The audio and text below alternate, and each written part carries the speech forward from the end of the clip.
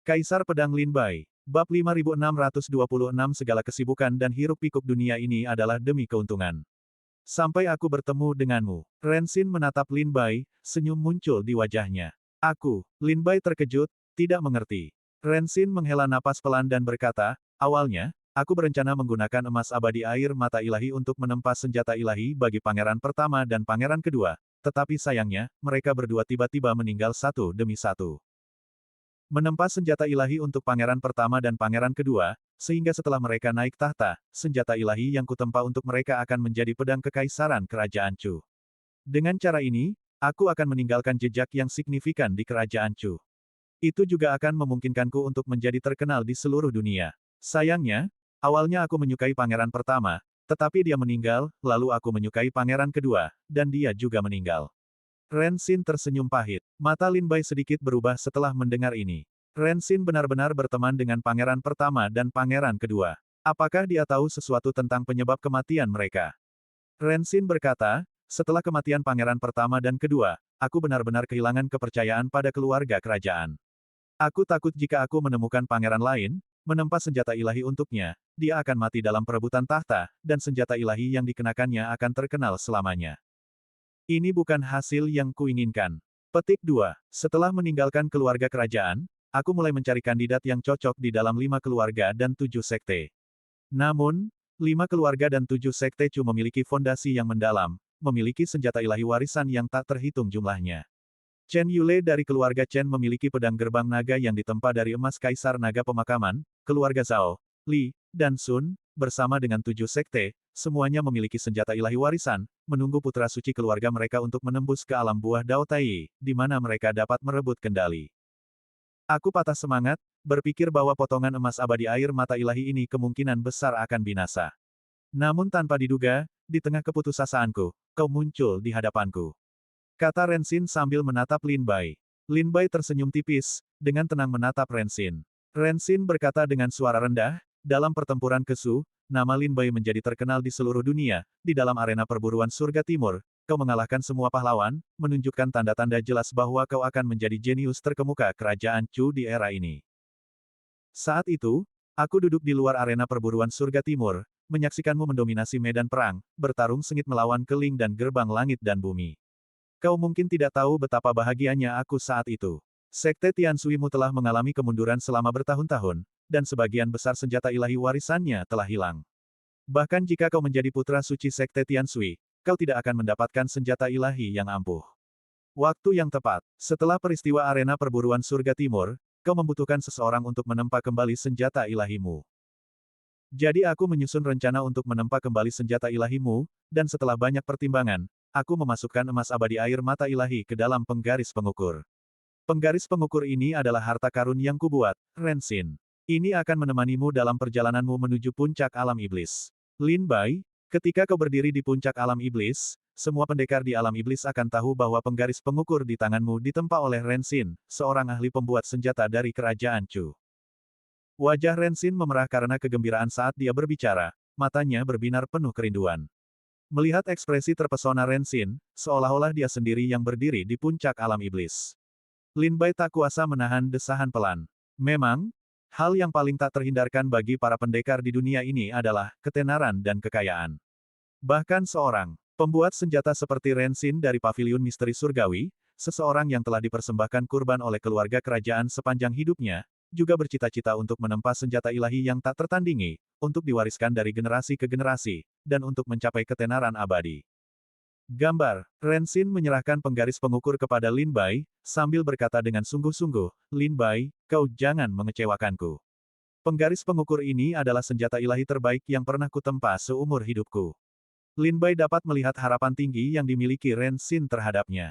Ren Xin berharap Lin Bai dapat menggunakan penggaris pengukur untuk mencapai puncak alam iblis.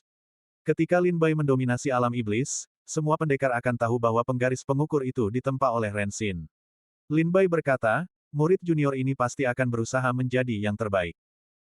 Namun, karena senior sangat menghargai saya, bolehkah saya mengajukan beberapa pertanyaan? Lin Bai bertanya dengan penasaran. Ren Xin bertanya, apa yang ingin kau tanyakan? Lin Bai ragu sejenak sebelum bertanya, senior baru saja berkata, Kau pernah sangat menghargai pangeran pertama dan pangeran kedua, tetapi sayangnya mereka berdua meninggal secara misterius. Lalu, aku ingin tahu apakah senior memiliki pendapat tentang kematian mendadak pangeran pertama dan pangeran kedua. Apakah senior juga percaya bahwa pangeran pertama dan pangeran kedua meninggal karena penyimpangan Qi? Mendengar pertanyaan Lin Bai, wajah Ren Xin langsung menjadi serius, dan tanpa sadar ia menjauhkan diri dari Lin Bai. Matanya berkedip, seolah sedang berpikir keras, dan ia menjawab dengan suara rendah, Putra Suci Lin Bai, Anda masih baru di ibu kota dan mungkin belum mengetahui aturan Paviliun Misteri Surgawi. Para perajin senjata Paviliun Misteri Surgawi tidak akan ikut serta dalam perebutan tahta. Saya tahu bahwa Putra Suci Lin Bai adalah orang kepercayaan yang mulia Pangeran Chen, tetapi saya tidak ingin ikut serta dalam perebutan tahta. Tolong jangan memaksa saya, Putra Suci Lin Bai. Jawaban Ren Xin membuat hati Lin Bai melonjak gembira. Meskipun ia tidak menjawab secara langsung, Lin Bai dapat dengan mudah mengetahui dari kata-katanya bahwa ia tampaknya mengetahui beberapa petunjuk tentang apa yang terjadi saat itu. Lin Bai bertanya, Senior Ren Xin, apakah Anda tahu sesuatu? Ren Xin menggelengkan kepalanya dan berkata, orang tua ini tidak tahu apa-apa. Tolong, Putra Suci Lin Bai, jangan bertanya lagi. Ambil penggaris pengukur dan mutiara Dewa Laut lalu pergi. Lin Bai menatap penggaris pengukur di tangannya, dan berkata dengan sedih, Senior, bukan berarti saya ingin memaksa Anda, tetapi sebagai Putra Suci Sekte Tianshui, saya saat ini berada di wilayah Kerajaan Chu. Saya tidak ingin terlibat dalam perebutan tahta, tetapi saya tidak punya pilihan. Saya dipaksa untuk ikut serta dalam perebutan tahta. Sekarang, kekuatan Yang Mulia Pangeran Chen di ibu kota lemah, dan dia bukan tandingan Yang Mulia Pangeran ketiga. Jika ini terus berlanjut, ketika Yang Mulia Pangeran Chen benar-benar dikalahkan, saya khawatir saya juga akan dibunuh oleh Yang Mulia Pangeran ketiga. Jika saya mati, penggaris pengukur mungkin akan kembali berdebu. Ren Xin menatap penggaris pengukur di tangan Lin Bai, wajahnya muram, dan matanya berkedut hebat 2 kali. Ia berkata kepada Lin Bai, kau boleh pergi. Dengan kultivasimu, bahkan jika kau meninggalkan Chu, kau tidak akan menjadi sosok yang tidak dikenal dimanapun. Asalkan kau mengangguk, aku akan segera mengatur agar kau meninggalkan ibu kota, meninggalkan wilayah timur, pergi ke wilayah barat, atau wilayah utara, semuanya baik-baik saja. Lin Bai dapat melihat bahwa Ren Xin sangat menghargai penggaris pengukur. Ia percaya itu akan menjadi senjata ilahi yang akan membuatnya terkenal selamanya. Lin Bai menggelengkan kepalanya dan berkata, aku tidak akan meninggalkan ibu kota. Hah, Ren Xin menghela napas tak berdaya setelah mendengar jawaban Lin Bai. Kemudian, setelah beberapa saat merenung, Ren Xin berkata, lalu mengapa kau menyelidiki pangeran pertama dan pangeran kedua? Apakah mengungkit peristiwa tahun itu bermanfaat bagi Yang Mulia Pangeran Chen? Tentu saja, Lin Bai berkata, Senior, apakah Anda benar-benar mengetahui rahasia apapun? Tolong beritahu saya. Bab 5627 petunjuk pertama muncul. Alasan utama Lin Bai menyelidiki kematian pangeran pertama dan kedua adalah banyaknya poin mencurigakan seputar kematian mereka. Terutama karena kematian mereka terkait dengan perebutan tahta, bukan hanya Lin Bai yang mencurigai bahwa pangeran pertama dan kedua tidak meninggal karena penyimpangan Qi, banyak ahli bela diri di dalam dan di luar ibu kota dapat melihat bahwa kematian mereka pasti menyimpan rahasia yang dalam. Situasi saat ini di ibu kota adalah perebutan tahta antara pangeran ketiga dan pangeran Chen. Pangeran ketiga telah dengan susah payah mengembangkan basis kekuasaannya di ibu kota selama bertahun-tahun, membangun pengaruh yang kuat baik di istana maupun militer. Dia juga memiliki paviliun matahari dan bulan di bawah komandonya, yang menampung banyak antek dan tokoh berpengaruh. 5 keluarga besar di ibu kota, keluarga Zhao, Li, dan Sun, telah tunduk kepada pangeran ketiga. Di antara 7 sekte utama, Sekte Langit dan Bumi telah menyatakan dukungannya kepada pangeran ketiga, dan meskipun Sekte Penyelidikan Surgawi belum secara eksplisit menyatakannya, mereka telah dianggap sebagai sekutunya secara diam-diam. Dari 5 keluarga dan 7 sekte di Kerajaan Chu, 3 adalah keluarga bangsawan dan 2 adalah sekte, semuanya di bawah komando pangeran ketiga. Sebaliknya, Pangeran Chen saat ini tidak memiliki sekutu selain Sekte Tianshui. Sekte Tianxian, Istana Senglian, dan keluarga Chen semuanya dalam mode menunggu dan melihat. Keluarga Chen dan Istana Senglian, khususnya, memiliki ikatan yang kuat dengan keluarga kerajaan. Pangeran pertama adalah putra seorang tetua Istana Senglian, dan pangeran kedua adalah putra keturunan langsung keluarga Chen. Setelah kematian pangeran pertama dan kedua, keluarga Chen dan Istana Senglian tetap netral. Jika Lin Bai dapat mengetahui bahwa pangeran pertama dan kedua meninggal di tangan pangeran ketiga, itu akan sangat membantu pangeran Chen. Seperti pepatah mengatakan, musuh dari musuhku adalah temanku. Jika keluarga Chen dan istana Senglian berpihak pada pangeran Chen, kekuatannya pasti akan meningkat drastis. Inilah mengapa Lin Bai sangat khawatir tentang penyebab kematian pangeran pertama dan kedua. Ren Xin adalah seorang ahli penyempurna senjata veteran di Paviliun Misteri Surgawi, yang telah bergabung lebih dari 5.000 tahun yang lalu. Dia secara pribadi telah menyaksikan era pangeran pertama dan kedua. Dan tampaknya memiliki pemahaman tentang kematian mereka. Lin Bai buru-buru mendesak, "Senior, apakah Anda tahu rahasia apapun? Tolong beritahu saya." Ren Xin ragu-ragu, ingin berbicara tetapi kemudian berhenti.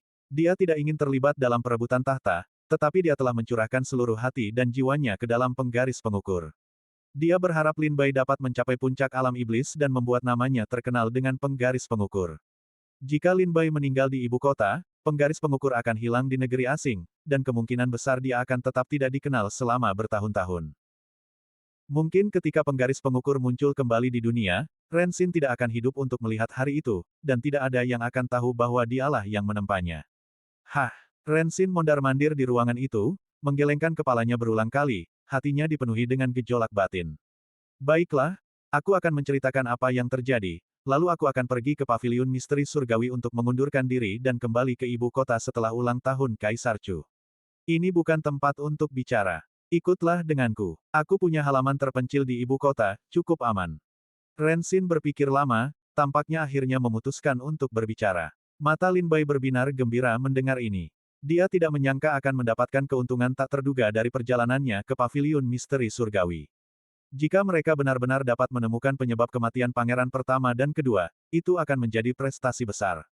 Lin Bai menyimpan penggaris pengukur dan mutiara Dewa Laut, lalu pergi ke Paviliun Misteri Surgawi untuk mengambil pil emas Tai, dan kemudian mengikuti senior Ren Xin menjauh dari Paviliun Misteri Surgawi.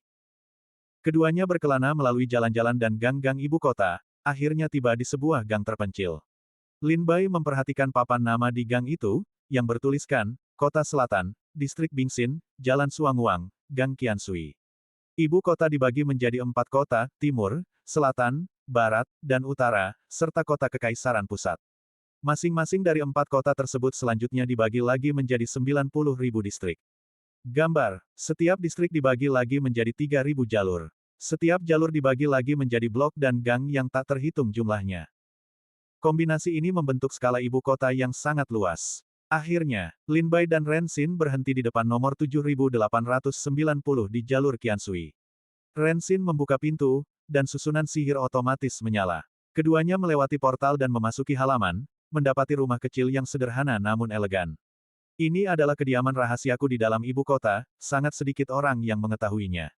Seharusnya tempat ini benar-benar aman. Ren Xin memasuki halaman, mengaktifkan susunan sihir untuk mengisolasi dirinya dari dunia luar, lalu berbicara kepada Lin Bai. Lin Bai berkata, "Kalau begitu, silakan bicara sepuasnya, senior." Ren Xin menarik napas dalam-dalam, matanya dipenuhi sedikit kenangan, seolah mengingat peristiwa dari 1000 tahun yang lalu. Pangeran pertama meninggal 1500 tahun yang lalu. Pangeran kedua meninggal 1300 tahun yang lalu. Saat itu, aku baru saja kembali dari perjalananku di luar alam iblis dan baru saja mendapatkan emas abadi air mata ilahi. Aku bermaksud memilih salah satu dari pangeran pertama atau kedua untuk menempa senjata ilahi yang tak tertandingi untuk mereka. Aku pertama kali memilih pangeran pertama. Alasannya sederhana, dia adalah putra mahkota saat itu, kandidat yang paling mungkin menjadi kaisar. Jika pangeran pertama naik tahta, senjata ilahi yang kutempa untuknya akan menjadi pedang kaisar, dan aku akan terkenal selamanya. Sayangnya, sebelum aku sempat mengenal pangeran pertama, dia meninggal secara misterius. Petik 2 petik 2. Petik 2. Kematian pangeran pertama dan kedua sangat mencurigakan. Keduanya meninggal di istana mereka sendiri, keduanya di ruang rahasia, dan keduanya meninggal karena penyimpangan ki selama kultivasi. Orang yang jeli dapat melihat sekilas bahwa penyebab kematian pangeran pertama dan kedua tidak sesederhana itu. Petik 2 petik 2. Ketika berita kematian pangeran pertama tiba, Kaisar Chu memerintahkan para ahli susunan, ahli pemurnian senjata, dan ahli alkimia dari Paviliun Misteri Surgawi kita untuk pergi ke istana pangeran pertama untuk membantu divisi Zhaoxing dalam menyelidiki penyebab kematiannya. Pada saat itu, saya sudah cukup terkenal di dalam Paviliun Misteri Surgawi, jadi tentu saja saya pergi ke istana pangeran pertama untuk membantu divisi Zhaoxing dalam penyelidikan mereka. Rensin sedikit terdiam di titik ini. Lin Bai bertanya, lalu, Senior Rensin pasti telah membuat penemuan khusus, bukan? Rensin mengangguk sedikit dan berkata, secara kasat mata, baik pangeran pertama maupun kedua meninggal di istana mereka, tanpa menunjukkan tanda-tanda pembunuhan. Tapi saya, masih menemukan beberapa petunjuk. Lin Bai bertanya dengan penasaran, petunjuk apa? Rensin menatap Lin Bai dan berbisik, racun aneh. Jika saya tidak salah, itu seharusnya, kesengsaraan iblis ilahi. Kesengsaraan iblis ilahi. Apa itu? Apakah itu racun? Lin Bai menatap Rensin dengan bingung dan bertanya, apa itu kesengsaraan iblis ilahi? Rensin berkata, kesengsaraan iblis ilahi adalah. Tepat ketika Rensin melanjutkan penjelasannya kepada Lin Bai. Tiba-tiba, dengan desingan, rentetan jarum perak, seperti hujan deras, terbang keluar dari kehampaan, langsung menuju Lin Bai dan Rensin. Tidak bagus. Senior, hati-hati. Lin Bai berteriak panik, buru-buru mengerahkan kultivasi dan kekuatannya untuk melindungi Rensin dan mundur. Tapi sudah terlambat. Jarum-jarum perak itu menembus pertahanan Rensin dan menancap di dagingnya.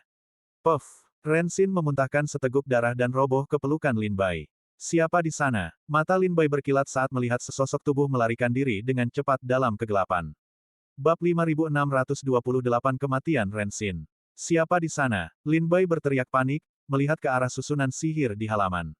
Sebuah bayangan hitam tampaknya telah lenyap dari susunan itu dan dengan cepat menghilang ke kejauhan.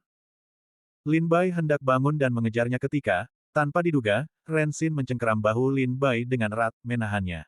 Senior, minum obat dulu. Lin Bai mengeluarkan beberapa pil penyembuhan dari tas penyimpanannya dan memberikannya kepada Rensin.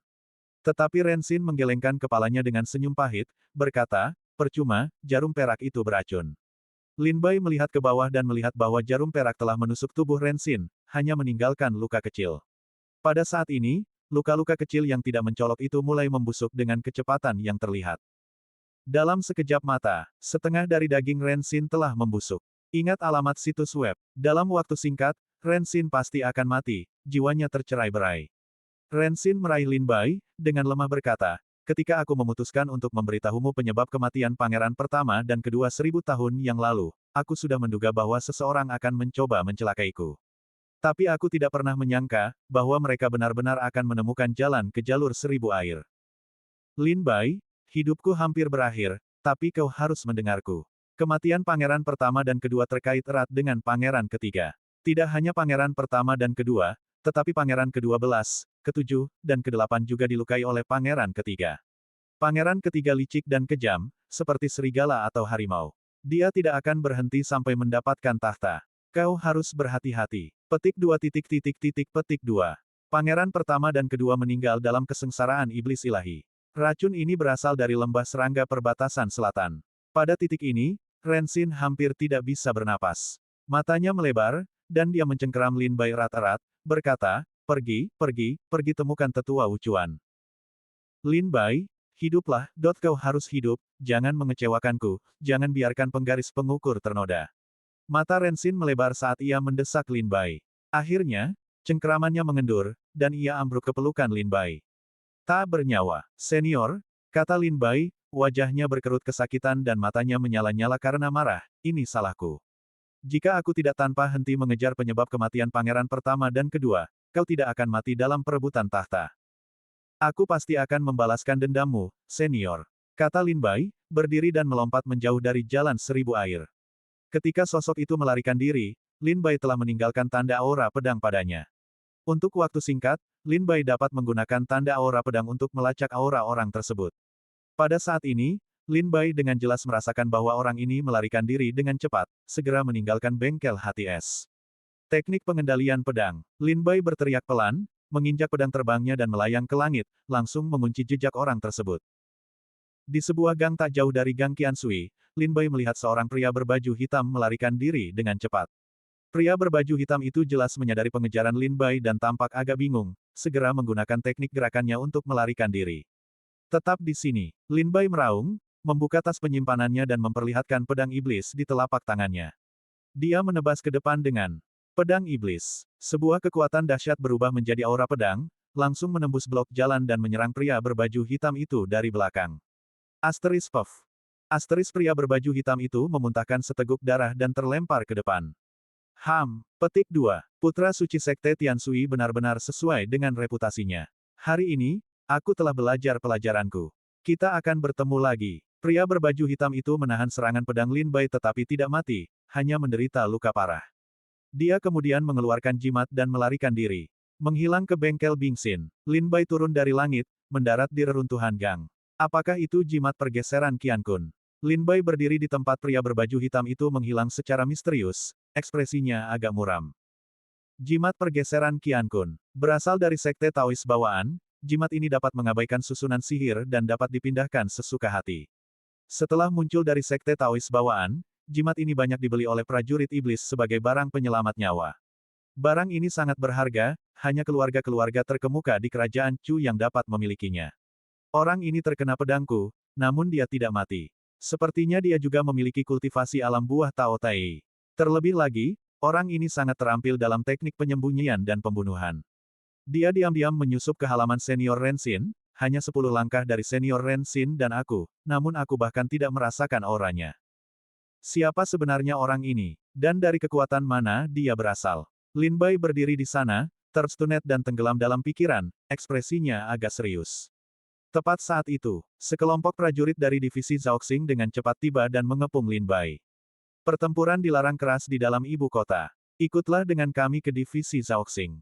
Lin Bai melirik sekelompok prajurit divisi Zhaoxing, mengeluarkan kartu identitasnya dari tas penyimpanannya, dan berkata dengan suara rendah, "Saya Lin Bai, putra suci Sekte Tianshui, yang mengabdi kepada Yang Mulia Pangeran Chen. Baru saja, beberapa penjahat kecil membuat masalah di ibu kota, dan saya menghentikan mereka." Yang Mulia Pangeran Chen, sekelompok prajurit divisi Zhaoxing saling bertukar pandang. Mendengar nama Yang Mulia Pangeran Chen, mereka tidak berani menyentuh Lin Bai untuk saat ini.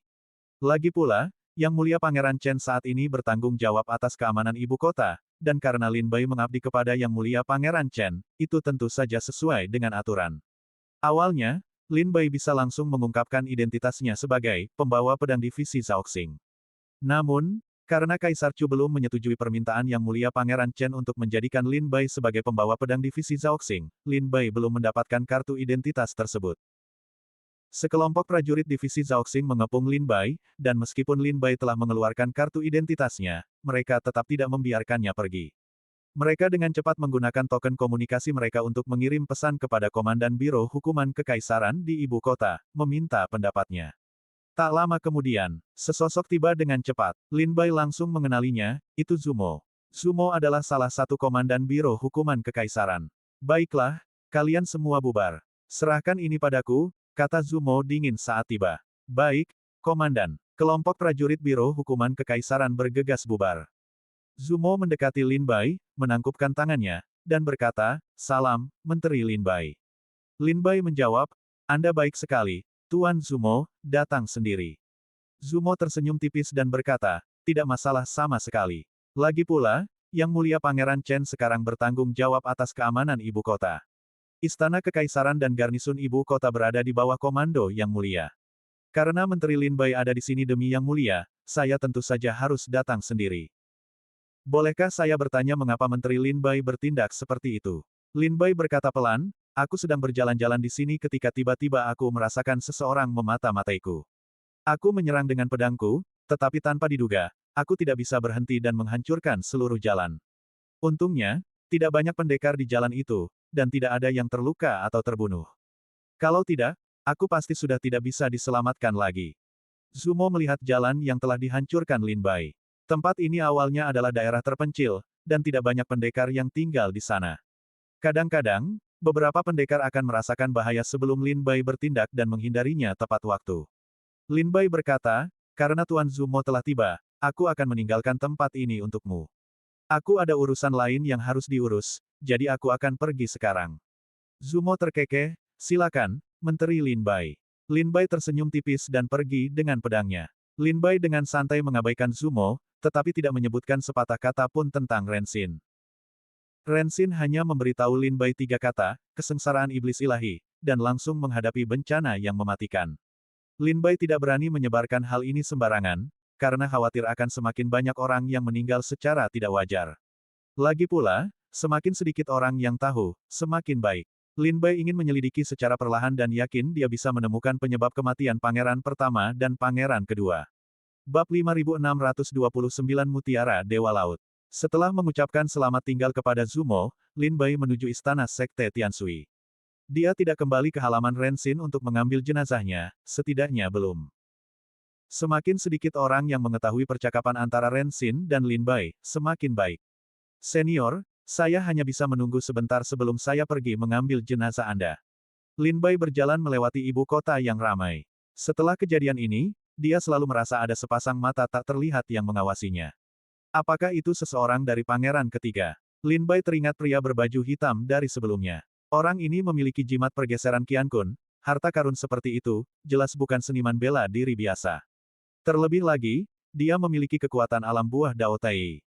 Melihat ibu kota, seorang seniman bela diri alam buah Dao Tai yang berani bertindak sembrono pasti memiliki pendukung yang kuat.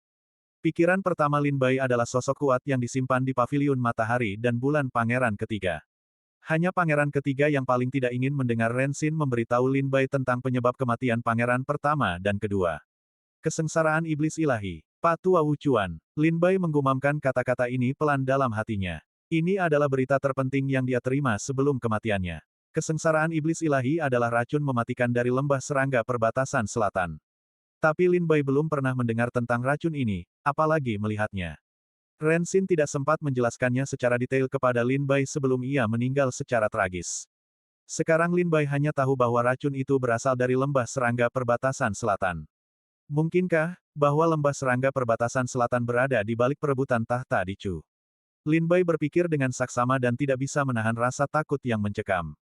Jika bahkan lembah serangga perbatasan selatan pun menimbulkan masalah di ibu kota, maka masalah ini pasti sangat rumit. Hehe, mungkin aku terlalu khawatir. Lin Bai menarik napas dalam-dalam, senyum rendah muncul di wajahnya, jika memang lembah serangga perbatasan selatan yang menyebabkan masalah di balik layar, bagaimana Kaisar Chu bisa membiarkan lembah serangga perbatasan selatan bertindak sembrono di ibu kota? Lembah serangga perbatasan selatan dan kerajaan Chu sama-sama termasuk kekuatan terkuat di alam iblis. Meskipun terpisah jarak yang jauh, Kaisar Chu sama sekali tidak akan mentolerir keterlibatan lembah serangga perbatasan selatan dalam perebutan tahta keluarga kerajaan Chu. Kesengsaraan iblis ilahi ini masih perlu diselidiki secara menyeluruh. Lin Bai menarik napas dalam-dalam. Kesengsaraan iblis ilahi ini masih perlu diselidiki. Lebih penting lagi, Lin Bai tidak tahu apa-apa tentang kesengsaraan iblis ilahi, jadi dia tidak bisa tahu apakah masalah ini terkait dengan lembah serangga perbatasan selatan. Menurut informasi yang telah dia peroleh sejauh ini, kesengsaraan iblis ilahi berasal dari lembah serangga perbatasan selatan, yang telah menyeret lembah serangga perbatasan selatan ke dalam perebutan tahta kerajaan Chu. Dan siapa Wu Chuan Weng? Lin Bai teringat sebuah nama yang pernah diberitahu senior Ren Xin kepadanya sebelum kematiannya. Wu Chuan Weng, kedengarannya seperti nama seseorang. Tetapi kerajaan Chu begitu luas, dan ada ratusan juta jiwa di dalam ibu kota. Menemukan seseorang di antara lautan manusia yang luas itu seperti mencari jarum di tumpukan jerami. Namun, setelah mempertimbangkan dengan cermat, Lin Bai menyadari bahwa karena Rensin mengenal orang ini pasti bukan orang biasa. Sangat mungkin dia adalah anggota senior dari Paviliun Misteri Surgawi. Jika tetua Wucuan ini memang anggota senior dari Paviliun Misteri Surgawi, maka aku harus ekstra hati-hati ketika mengunjunginya lagi. Untuk menghindari disergap lagi, tatapan Lin Bai menjadi gelap. Melewati jalanan ibu kota yang ramai, Lin Bai kembali ke istana Sekte Air Surgawi. Terlalu banyak hal yang terjadi hari ini, membuat Lin Bai kelelahan secara fisik dan mental. Setelah kembali ke istana, dia pergi ke kamarnya untuk beristirahat. Di kamarnya, Lin Bai mengeluarkan 3 barang dari tas penyimpanannya, penggaris pengukur, mutiara dewa laut, dan pil emas Tai. Lin Bai telah memeriksa penggaris pengukur. Ketika Rensin memurnikannya kembali, dia menambahkan emas abadi air mata ilahi, membuat potensinya tak terbatas. Selama Lin Bai bersedia mengerahkan sedikit usaha pada penggaris pengukur, senjata ilahi ini akan cukup untuk menemaninya dalam kultivasinya hingga puncak alam iblis. Benda lainnya adalah mutiara dewa laut. Itu adalah pusaka klan Sisik Pelangi, salah satu dari 3 klan iblis besar Laut Cermin Air, yang kemudian dicuri oleh Lin Bai. Pada saat itu, mutiara dewa laut hanyalah produk yang cacat. Setelah dimurnikan oleh senior Rensin, ia menjadi senjata ilahi Tai yang sempurna. Lin Bai memegang mutiara dewa laut di tangannya, memeriksanya dengan cermat. Dia dapat dengan jelas melihat tetesan air biru es di dalamnya. Ini adalah air mata dewa laut. Lin Bai pernah menemukan informasi tentang mutiara Dewa Laut di Sekte Air Surgawi. Itu dibuat oleh leluhur generasi ketiga klan Sisik Pelangi, tetapi sayangnya, sebelum selesai, leluhur generasi ketiga itu meninggal dengan penyesalan, meninggalkan mutiara Dewa Laut sebagai produk setengah jadi. Dengan kata lain, senjata ilahi Tai yang cacat. Mutiara Dewa Laut memiliki kemampuan menyerang dan bertahan. Namun, baik sifat menyerang maupun bertahannya terkait dengan air mata Dewa Laut di dalam mutiara tersebut. Menurut catatan kuno, klan Sisik Pelangi pernah mengirimkan ratusan seniman bela diri di puncak alam Dewa Dao untuk bersama-sama mengaktifkan mutiara Dewa Laut, memadatkan 108.000 tetes mutiara Dewa Laut, dan seketika menghancurkan seorang seniman bela diri alam buah Dao Tai menjadi debu. Pertempuran itulah yang membuat mutiara Dewa Laut terkenal di seluruh laut cermin air. Pada saat itu, mutiara Dewa Laut hanyalah produk yang cacat. Sekarang, setelah ditempa ulang oleh senior Rensin, mutiara Dewa Laut adalah senjata ilahi Tai yang lengkap dan sempurna. Mari kita lihat berapa banyak air mata Dewa Laut yang bisa kupadatkan. Pikiran Lin Bai bergejolak, energi spiritual dan tiannya melonjak, dan buah Dao 5 elemen perlahan mulai beroperasi. Semburan energi spiritual mengalir ke mutiara Dewa Laut seperti tsunami. Setelah menyerap energi spiritual Lin Bai, mutiara Dewa Laut memancarkan cahaya biru es yang menyilaukan. Di dalam mutiara, tetes air mata Dewa Laut dengan cepat berlipat ganda. 1.000 tetes, 9.000 tetes, 10.000 tetes, 50.000 tetes. Ketika air mata Dewa Laut mengembun menjadi 90.000 tetes, Lin Bai merasakan gelombang pusing, kekuatan di dalam buah Dao dan tiannya hampir habis. Pada saat ini, Lin Bai berhenti. 90.000 tetes air mata Dewa Laut, lumayan, kan? Menurut catatan klan Sisik Pelangi, 108.000 tetes sudah cukup untuk dengan mudah membunuh seorang seniman bela diri di alam buah Dao Tai. Aku bisa mengembunkan 90.000 tetes sekarang, itu sudah cukup bagus. Lin Bai menyimpan mutiara Dewa Laut, mungkin dalam badai yang akan datang di ibu kota kekaisaran, mutiara Dewa Laut akan menjadi andalan terbesar Lin Bai. Akhirnya, Lin Bai mengambil pil emas Tai. Pil ini dimurnikan khusus untuk seniman bela diri di puncak alam Dewa Dao, digunakan untuk menembus ke alam buah Dao Tai, meningkatkan peluang keberhasilan. Tetapi saat ini, Lin Bai tidak lagi membutuhkannya. Namun, pil emas Tai tetaplah harta karun yang langka. Sekarang Lin Bai memiliki 3 cara untuk menangani pil emas Tai. Pertama, menyerahkannya ke sekte. Meskipun Lin Bai tidak membutuhkan pil emas Tai, banyak praktisi bela diri di sekte Tianshui pasti menginginkan ramuan langka tersebut. Kedua, dia bisa menjualnya. Pil emas Tai sangat berharga sehingga bisa menghasilkan harga yang sangat tinggi di lelang di ibu kota. Ketiga, dia bisa menyimpannya untuk nanti. Jika dia tidak akan menyerahkannya ke sekte atau menjualnya, Lin Bai tidak punya pilihan selain menyimpan pil emas Tai untuk sementara waktu. Setelah banyak pertimbangan, Lin Bai berkata pelan, meskipun aku sudah menembus ke alam buah Dao Tai, itu hanya buah Dao Tai tingkat rendah. Untuk mencapai alam Tai tingkat menengah atau tinggi, aku masih membutuhkan sejumlah besar giok abadi. Jika ada kesempatan di masa depan, aku bisa membawa pil emas Tai ini ke lelang dan menjualnya dengan harga yang bagus. Lin Bai tersenyum tipis dan dengan hati-hati menyimpan pil emas Tai. Menyerahkannya ke sekte adalah hal yang mustahil. Sekalipun ia memberikan pil itu kepada sekte Tianshui, mereka paling-paling hanya akan memberinya beberapa poin kontribusi dan beberapa kata pujian. Menjualnya tentu akan menghasilkan pendapatan yang cukup besar. Bab 5630 Berita Paling Berguna. Setelah menyimpan 3 harta karun yang diambil dari paviliun misteri surgawi, malam telah tiba tanpa disadarinya. Seorang pelayan dari istana sekte air surgawi datang untuk bertanya apakah ia ingin Lin Bai mengatur jamuan makan. Setelah Lin Bai menolak, ia bertanya apakah Qiao Mo dan Qin Yao telah kembali. Qiao Mo dan Qin Yao telah pergi ke pintu masuk dunia kegelapan di ibu kota hari ini untuk menyelidiki masalah anak yatim piatu pangeran ke-12. Mereka telah pergi seharian tanpa kabar apapun. Di paruh kedua malam, Qin Yao dan Qiao Mo akhirnya kembali, dan Lin Bai menemui mereka di aula Dewan Istana Sekte Air Surgawi. Bagaimana hasilnya? Ada kabar dari dunia kegelapan? Lin Bai bertanya dengan penasaran. Qin Yao dan Qiao Mo saling bertukar pandang dan berkata, kami mendapat banyak informasi, tetapi tidak ada yang terdengar benar. Lin Bai sedikit mengerutkan kening. Banyak informasi. Sepertinya mereka telah mendapatkan cukup banyak informasi di dunia kegelapan. Lin Bai kemudian bertanya, ceritakan secara detail.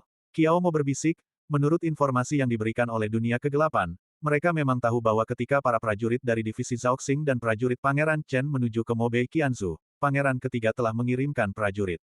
Dan setelah mereka tiba di Mobei Qianzu, mereka membawa anak Anumerta itu pergi. Tetapi setelah meninggalkan Mobe Qianzu, mereka menghilang secara misterius. Petik 2. Seolah-olah mereka lenyap begitu saja, menghilang tanpa jejak. Petik 2. Itu informasi pertama. Petik 2. Petik 2. Informasi kedua, meskipun dunia kegelapan tidak tahu di mana anak Anumerta itu berada, mereka yakin bahwa anak Anumerta itu saat ini berada di ibu kota. Lin Bai mengerutkan kening dan bertanya, mereka bahkan tidak tahu kemana pangeran ketiga membawa anak Anumerta itu, bagaimana mereka bisa begitu yakin dia berada di ibu kota. Qin Yao berkata, dunia kegelapan mengatakan, di antara para prajurit yang dikirim pangeran ketiga ke Mobe Qianzu, ada 15 prajurit alam buah Dao Tai, 7 di antaranya adalah prajurit Tai, semuanya tetua sekte pedang Yuntian. Dan ketujuh tetua ini telah kembali ke sekte pedang Yuntian. Oleh karena itu, dunia kegelapan menyimpulkan bahwa karena ketujuh tetua sekte pedang langit awan telah kembali ke sekte, itu berarti misi mereka telah selesai. Selain itu, dunia kegelapan telah memantau dengan cermat tindakan sekte pedang langit awan, terutama ketujuh tetua itu. Setelah kembali ke sekte, mereka sangat gembira. Wajah mereka berseri-seri karena sukacita, jelas telah berhasil menyelesaikan misi mereka dan sangat memuaskan pangeran ketiga. Lin Bai menarik napas dalam-dalam, pandangannya berganti-ganti antara terang dan gelap. Sekte Pedang Langit Awan, salah satu dari 27 sekte kerajaan Chu, mereka bisa dibilang sekte pertama yang tunduk kepada Yang Mulia Pangeran Ketiga. Lebih jauh lagi, untuk mengambil hati Pangeran Ketiga, mereka bahkan mengirim Gao Yue, wanita paling berbakat di sekte Pedang Langit Awan, kepadanya, menjadikannya salah satu dari 12 budak pedang paviliun matahari dan bulan. Lin Bai merenung sejenak, lalu berkata, karena ketujuh tetua sekte pedang langit awan telah kembali, berita dari dunia kegelapan seharusnya benar. Anak Anumerta itu seharusnya berada di ibu kota. Ada berita lain. Qin Yao melanjutkan, dunia kegelapan mengatakan bahwa bukan hanya kita yang mencari anak Anumerta ini, setidaknya 4 kelompok lain di ibu kota juga mencarinya. Lin Bai terkejut, berseru kaget, 4 kelompok. Pangeran Chen ingin menemukan anak Anumerta itu karena ia memiliki hubungan dekat dengan pangeran ke-12 dan tidak tega melihat garis keturunan adik laki-lakinya musnah. Ia juga khawatir pangeran ketiga akan menggunakan anak Anumerta itu untuk melawannya. Pencarian pangeran Chen terhadap anak Anumerta itu dapat dimengerti. Itu dihitung sebagai satu kelompok. Jadi siapa 3 kelompok lainnya? Lin Bai bertanya dengan penasaran, apakah dunia kegelapan mengatakan siapa keempat kelompok orang ini? Qin Yao menjawab, dunia kegelapan hanya memberitahu kita tentang 2 kelompok, satu adalah Yang Mulia Pangeran Chen, dan yang lainnya adalah divisi Zhaoxing. Adapun 2 kelompok lainnya, dunia kegelapan sendiri tidak tahu siapa mereka. Gambar, Departemen Investigasi Kriminal Kekaisaran kemungkinan sedang mencari anak Anumerta atas perintah Kaisar Chu. Pencarian mereka tidak mengejutkan. Yang paling membingungkan adalah, saat ini ada 2 kelompok lain yang mencari anak ini di dalam ibu kota. Siapa mereka? Tidak mungkin pangeran ketiga, kan? Anak itu ada di tangannya, dia tidak akan mencarinya sendiri. Kan? Lalu siapa 2 kelompok lainnya? Siapa lagi di ibu kota yang begitu ingin mendapatkan anak ini? Kepala Lin Bai berdenyut-denyut karena khawatir, merasa seolah-olah seluruh ibu kota adalah lautan luas yang bergejolak, terjalin rumit dengan banyak hubungan. Qiao Mo dan Qin Yao menyampaikan semua informasi yang mereka kumpulkan dari dunia bawah kepada Lin Bai. Lin Bai termenung. Mereka membawa banyak informasi, tetapi praktis tidak berguna. Lin Bai sudah mengantisipasi hal ini. Setelah pangeran ketiga menculik anak Anumerta dari Qianzu di Gurun Utara, anak itu menghilang tanpa jejak.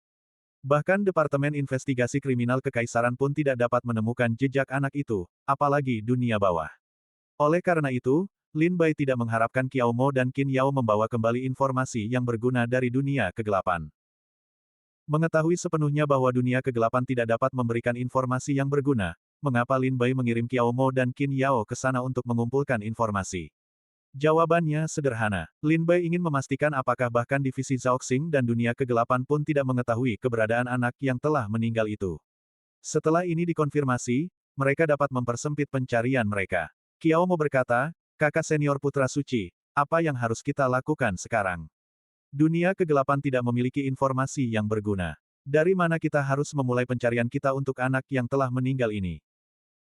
Setelah memperjelas pikirannya, Lin Bai tersenyum dan berkata, sebenarnya, informasi yang kalian bawa kembali dari dunia kegelapan tidak sepenuhnya tidak berguna. Qin Yao bertanya dengan bingung, mungkinkah ada beberapa informasi yang berguna? Informasi seperti apa yang berguna? Lin Bai berkata, tidak ada yang berguna. Qin Yao, Qiao Mo, Fang Yuansu, dan Ye Guyu saling bertukar pandangan bingung, semuanya terheran-heran dengan ucapan Lin Bai. Melihat ekspresi bingung di wajah semua orang, Lin Bai terkekeh, informasi ini tidak berguna. Ini adalah informasi yang paling berguna, karena membuktikan bahwa bahkan divisi Zhaoxing dan dunia kegelapan pun tidak dapat menemukan keberadaan anak Anumerta ini. Ini adalah informasi yang paling berguna. Kiao mau bertanya, kakak senior putra suci. Apa maksudmu? Lin Bai tersenyum pahit, mengingat beberapa peristiwa masa lalu yang tak tertahankan. Ketika pertama kali tiba di ibu kota, Crow, yang tidak berubah dari kebiasaan lamanya, mencuri harta karun dari 5 keluarga besar dan keluarga kerajaan. Pada saat itu, divisi Zhaoxing dan dunia kegelapan sedang menyelidiki siapa pencuri terkenal ini. Untuk menghindari pengejaran mereka, Lin Bai tidak punya pilihan selain pergi ke Sekte Tianshui dan menjadi muridnya. Karena dunia kegelapan telah mengatakan, di seluruh kerajaan Chu, satu-satunya tempat yang tidak ingin disusupi dunia kegelapan adalah 5 keluarga besar, 7 sekte, dan keluarga kerajaan. Bukan karena dunia kegelapan tidak ingin menyusup, melainkan karena mereka tidak ingin menimbulkan masalah. Begitu mereka memperluas jangkauan mereka ke 5 keluarga besar, 7 sekte, dan keluarga kerajaan, maka dunia kegelapan pasti akan menghadapi kehancuran. Itulah mengapa Lin Bai berkata, informasi yang dibawa Kiao Mo dan Qin Yao dari dunia bawah tidak berguna, dan informasi yang tidak berguna ini sebenarnya adalah informasi yang paling berguna. Ini cukup untuk membuktikan bahwa dunia bawah tidak dapat menemukan jejak anak Anumerta tersebut. Melihat ke seluruh ibu kota, tempat mana yang tidak dapat ditembus oleh dunia bawah. 5 keluarga, 7 sekte, dan keluarga kerajaan. Anak Anumerta ini pasti telah disembunyikan di suatu tempat di dalam 5 keluarga, 7 sekte, dan keluarga kerajaan oleh pangeran ketiga.